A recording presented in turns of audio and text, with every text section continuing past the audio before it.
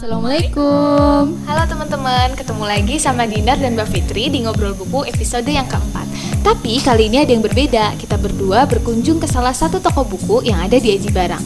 Nah, teman-teman tahu nggak sih kalau ternyata di Aji Barang itu ada toko buku? Ya, jadi di Aji Barang ada toko buku yang namanya Toko Buku Kaji Wasro. Toko buku ini adalah salah satu toko buku di Aji Barang yang masih eksis sampai sekarang. Toko buku ini beralamat di Jalan Pandansari. Toko buku Kaji Wasro ini ada banyak genre buku yang dijual, mulai dari buku religi, romance, edukasi, parenting, dan masih banyak lagi. Nah, toko buku ini juga bukan hanya menjual buku secara offline, tapi juga secara online melalui salah satu marketplace terkenal di Indonesia. Selain itu, kita juga ngobrol sama pemilik toko buku ini yaitu Mas Doni. Dan pastinya toko buku ini menyediakan buku-buku terbitan terbaru. Mas Doni merekomendasikan terbaru karya D. Lestari yang berjudul Rapi Jali. Selain buku itu, kita juga dapat salah satu buku karya M.H. Ainun Najib yang berjudul Apa yang Benar Bukan Siapa yang Benar.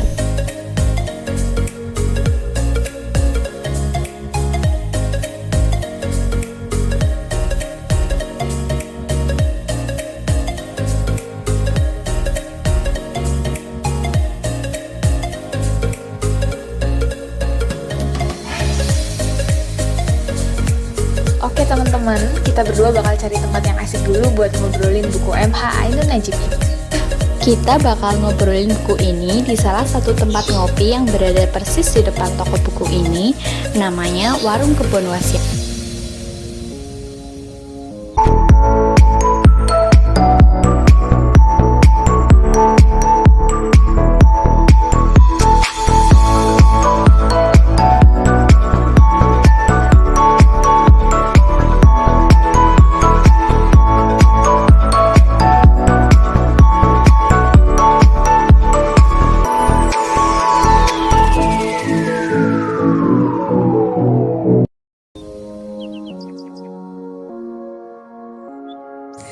Assalamualaikum para people.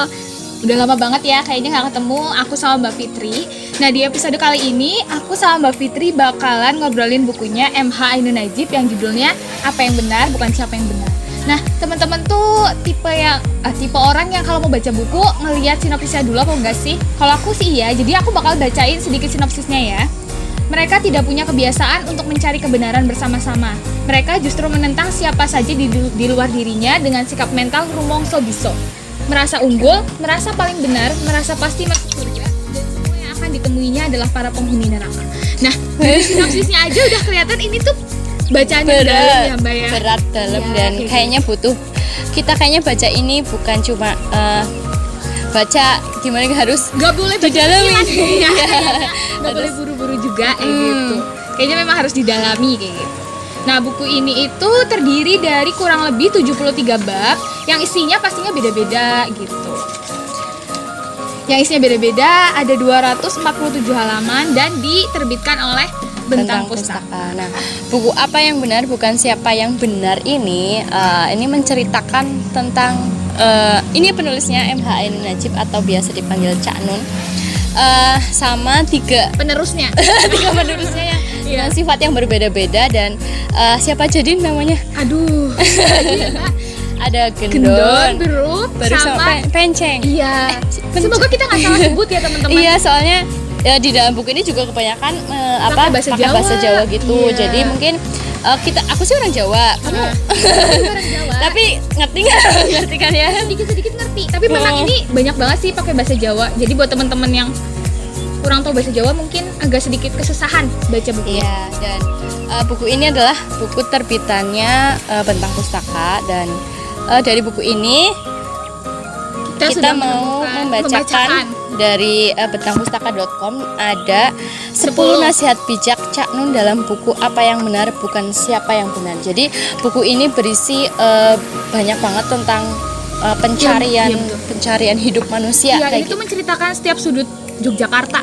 Iya, Banyak jadi banget. latarnya Yogyakarta ini emang, dan gitu. Yogyakarta banget, Jawa banget kayak gitu. Jadi aku mau bacain dari itu tadi 10 nasihat bijak Cak Nun dalam buku Apa yang Benar Bukan Siapa yang Benar.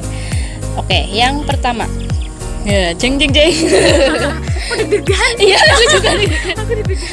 pertama, jangan mengharapkan cahaya terang akan datang dari seluruh ruang yang kalian pandang. Cahaya hanya bisa kalian terbitkan dari lubuk kedalaman jiwa kalian sendiri. Gimana tuh? Wah, tuh dari kata-katanya aja ya, kayaknya tuh, aduh, kayaknya kalau cuma dibaca atau didengar sekali tuh kurang bisa dipahami ya, karena dalam banget gitu. Tapi ya, jadi tuh cahaya itu datang dari diri kita. Ini maksudnya kalau kita ingin membuat kebaikan, kalau kita ingin hidup kita baik ya ujung-ujungnya dari diri kita sendiri kayak gitu, dari berawal dari diri kita. Yang kedua, Tuhan yang Maha Tunggal. Tuhan memperkenalkan dirinya sebatas akal dan rohani manusia sanggup menampungnya. Bahwa main ikonnya adalah Rahman dan bahwa ada 99 sifatnya. Tidak berarti Allah itu terbatas pada dan oleh 99 karena Allah itu maha dan tidak bisa dirumuskan oleh angka, jumlah, huruf, dan kata. Jadi Allah itu adalah sesuatu yang tidak bisa, tidak terukur dan tidak kayak gitulah. Jadi sesuatu yang tidak bisa mungkin di luar nalar kita kayak gitu ya. Nah ini teman-teman ya, baru di poin kedua aja udah beda banget kan kayaknya.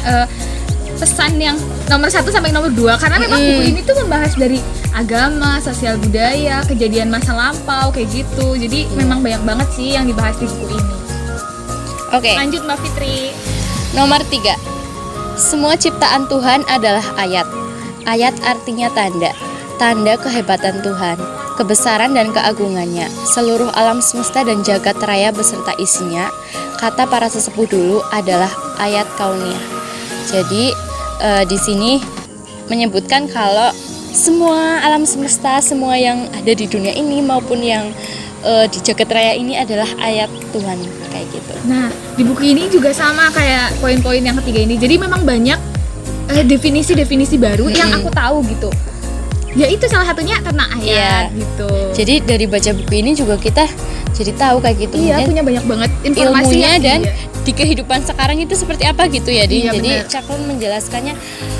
Kamu ngerasa nggak sih di buku ini ada lucunya? Iya, ada lucu, iya benar sih. Soalnya ketiga cuma serius gitu ya. Dan ketiga tokohnya itu yang ketiga muridnya itu ya memang sifatnya lucu-lucu gitu ya, dan jadi kita belajar juga nggak cuma belajar yang saklek kayak gitu, kita juga ada hiburan-hiburannya. Nah, ya kadang kan diibaratkan kayak gini, jadi nggak saklek definisi yang ini tuh begini gitu tuh. Iya, jadi dibuat biar kita ngerti kayak gitu ya. Dia tuh Cak ini pintar dalam menuliskannya itu bagaimana caranya biar kita tuh tahu kayak gitu. Jadi jelas. Harus dibaca. Yang keempat, firman itu sebenarnya merupakan perintah halus agar manusia meneliti kehidupan, mengamati dirinya, alam semesta, dan seluruh pengalaman hidup manusia. Di tengah proses penelitian itu, manusia tersiap. Dan memang apa saja dalam hidup ini tidak ada yang sia-sia. Dari kata-kata itu. Kadang-kadang kata-kata di sini cuplikan-cuplikan, kutipan-kutipannya itu bisa menampar kita pembacanya gitu ya. Jadi dari kata-kata ini emang nggak ada yang sia-sia di hidup ini tuh. Jadi ibaratnya daun jatuh itu tuh pun ada tujuannya dan nggak ada yang sia-sia gitu dong. Kalau kita mungkin bahas satu persatu kayaknya nggak mungkin cukup ya, Din. Maksudnya kayak karena apalagi misal ngomongin manusia, tentang ngomongin hewan, ngomongin tanaman, itu pun pasti dibalik penciptaan itu tuh pasti ada sesuatu yang bermakna dan kita nggak tahu kayak gitu. Lanjut Mbak Fi. Oke, yang kelima, manusia memasuki hidupnya dengan kepatuhan. Berarti harus belajar menunduk, membungkuk, ngapurancang karena tidak ada sasaran lain untuk patuh kecuali kepada Yang Maha Menciptakannya. Manusia tidak sanggup menciptakan dirinya sendiri karena ia makhluk bukan holik. Kita adalah kartu bukan pemegang kartu. Ini jadi bagus banget. Dari kata-katanya mungkin mengingatkan kita untuk sebenarnya kita tuh bukan siapa-siapa. Iya, kita tuh cuma orang yang diciptakan dan itu ke muka bumi ini ya buat mematuhi atau menunduk kepada sang pencipta kita gitu. Iya, ini salah satu poin yang banyak di buku ini juga itu tentang mengingatkan kita kepada sang pencipta. Oke, yang keenam, gantian Dina, silahkan. Ini maka hati-hati kalau ngomong dan bersikap. Kalau kalian anak kecil nggak apa-apa gembelengan, tapi kalian berposisi pemimpin berarti sudah nyunggi wakul atau membawa bakul di atas kepala atau mengemban amanah. Jangan sesekali gembelengan, jaga mulut, jangan sakiti siapa-siapa. Justru setiap tindakan dan ucapanmu harus mengayomi, membesarkan hati rakyat, memberi ruang, memperluas ketentraman dan keseimbangan hubungan. Kalau enggak, nanti wakul amanah kepemimpinan kalian akan gelimpang atau terguling.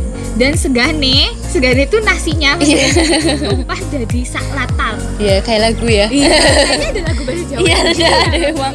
Ya, jadi ini mungkin ini buat pemimpin-pemimpin gitu ya. Iya, jadi buku ini nggak cuma buat.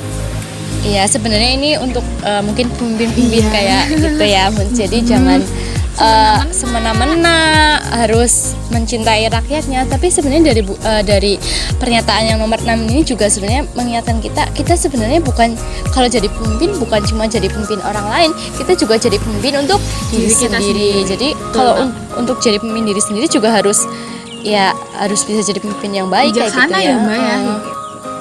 Lanjut ya Mbak Fitri. Oke. Ke nomor 7. Jadi bagi setiap pemimpin di level manapun dan dalam bentuk apapun, raja ataupun presiden ataupun direktur, di dalam dadanya berlangsung penyatuan antara Gusti dan rakyatnya. Kalau si pemimpin menyakiti rakyatnya, Gusti Allah marah. Kalau si pemimpin mengkhianati Gustinya, rakyatnya yang bergejolak. Nah, ini yang tadi. Kayaknya memang poin-poin yang ada di buku ini tuh menarik ya. Tapi ya itu satu lagi, nggak boleh dibaca cuma sekilas. Iya, memang harus di pelan-pelan diperdalam. Nah, tapi kalau udah diperdalami, kalian bakal mendapatkan sesuatu yang belum pernah kalian dapatkan di buku manapun dan cuma di buku ini. Salah satunya ini tadi, kalau pemimpin yang baik ya harus mengayomi, bijaksana. Ada hubungannya gitu loh ya sama rakyatnya kayak gitu. Kalau pemimpin yang nggak baik, rakyatnya pasti akan ya gimana juga. Nah, di poin ke-8 dari buku Cak Nun ini ya, yang ini itu dituliskan bahwa terus terang, sebagai rakyat kecil sampai setua ini, saya belum pernah mengalami kepemimpinan yang mengelola harmoni antara kecerdasan dan kebijaksanaan, antara kekuatan dan kasih sayang, antara kehebatan dan pengayoman, atau antara kepandaian dan kearifan. Jadi gimana Mbak Fitri? Jadi menurut Cak Nun itu dia belum pernah gitu ya menemui seorang pemimpin yang seimbang antara kecerdasan dan kebijaksanaan, antara kasih sayang dan kekuatan, antara kehebatan dan pengayoman, atau antara kepandaian dan kearifan. Berarti secara nggak langsung buku ini juga sebagai media menyampaikan mungkin kegelisahan seorang Cak Nun untuk negara ini gitu ya, pada khususnya. Dan mungkin ya memang itu seorang Cak Nun ini kan seorang yang cerdas gitu ya, maksudnya dia menyampaikannya itu lewat buku kayak gitu, jadi sesuai pandangannya dia. Nomor 9, Din. Nomor 9 ini tuh jadi di sini tuh dibedain. Sekarang nasihat bijak untuk berikhtiar dalam beribadah. Nah, di nomor 9 ini tuh ada begini bunyinya.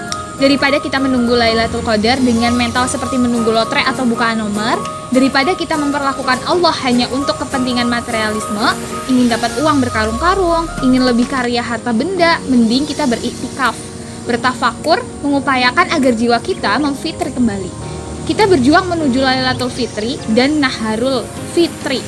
Siang membayi, malam membayi, pagi memurnikan diri, sore menyucikan diri. Biar saja orang maido atau meragukan kita sebagai orang yang sok suci, toh kita mengupayakan Lailatul Fitri justru karena hidup kita yang masih kotor. Nah, jadi aku nangkepnya gini ya, Din.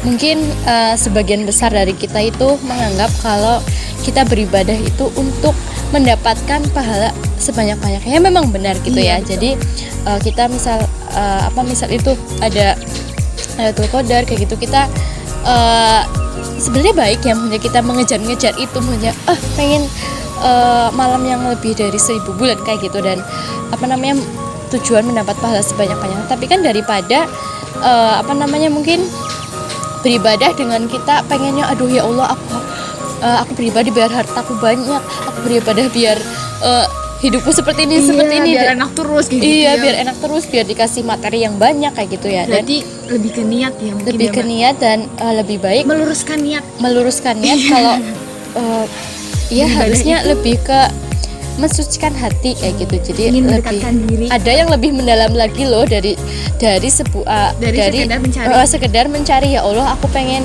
harta yang banyak, ya Allah Iya. aku pengen hidup yang enak. Itu ada yang lebih dalam lagi, yaitu mensucikan diri kita, mensucikan hati kita. Kalau ya manusia ini kan tempatnya salah dan lupa, manusia Iya, itu betul. tempatnya dosa, manusia itu kotor. Dan jadi kembali lagi kalau kita beribadah ya untuk memperbaiki hati kita kayak gitu. Wah, Mbak Fitri kayaknya udah bijak banget nih Setelah baca ini berubah menjadi bijak. Iya, karena Yang memang dulu. betul poin-poin yang ada di dalamnya itu emang pelajaran semua gitu ya Mbak Fitri Pelajaran ya. dan apa namanya, Pengetahuan yang memang pengetahuan. Dan oh iya ya, ternyata dari cuma sekedar aku kan sama ini taunya beribadah, ya Allah aku pengen ini, ya Allah aku pengen itu, ya Allah aku pengen begini, aku pengen begitu.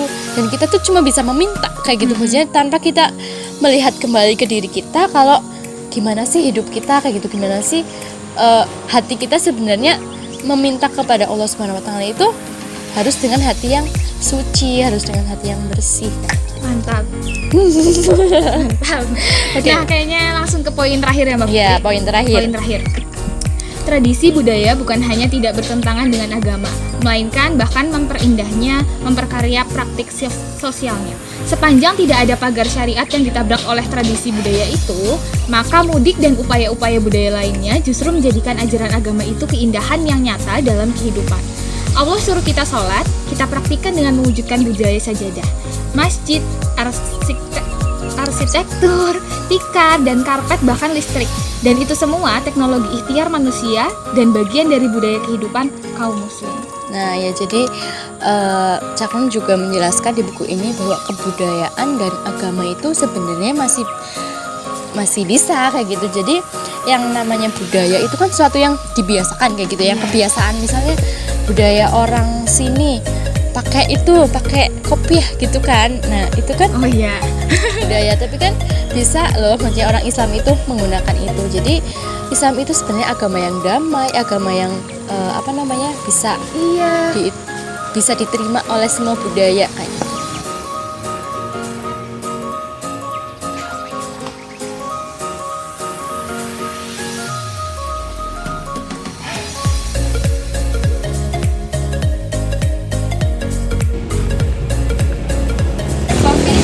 Oke Dina, oke teman-teman, cukup sekian ya pembahasan kita soal ngobrolin buku apa yang benar bukan